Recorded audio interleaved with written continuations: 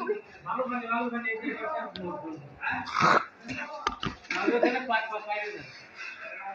আমি লাইভে আছি তো যেতে পারছি না। আমার বোতল একটু পানি দেন। আচ্ছা দর্শক, কাঁদানি গ্যাস মারা হচ্ছে। শহরের ভিতরে ঢোকার মতো পরিবেশ নাই, যে কারণে আমি বাধ্য হয়েছি, কারণ আমি নিজে দেখতে পাচ্ছি না, আমার গলার ভিতরে গিয়ে জ্বলে যাচ্ছে। আমি আপনাদেরকে কিভাবে দেখাবো বলেন?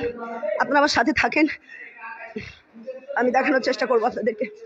আমি একটু সুস্থ হই। শহরের ভিতরে প্রচন্ড গোলাগুলি হচ্ছে। একজন ডিবি আহত হয়েছেন এবং একজন ছাত্র, তারও গুলি লেগেছে পেটে, তাকে মেডিকেলে পাঠানো হয়েছে। টার্মিনাল থেকে তারা আসছিল, যারা এক দফা দাবি নিয়ে আসছিলেন তারা আসছিলেন, আমিও আসছিলাম তাদের সাথে, আপনারা দেখেছেন। তারপরে ঝিনাইদহ সদর থানার সামনে থেকে ছাত্ররা যখন ইট প্যাকেল মেরেছে থানার ভিতরে, তখন তারা পুলিশরা তখন আসলে এগুলো শুরু করেছে। তার আগে কিন্তু রাস্তায় পুলিশ ছিল না, যেটা সত্য কথা। আমি সবসময় সত্য প্রচার করি, আপনারা জানেন। আমার আপন পর কেউ না, সবাই আমার আপন।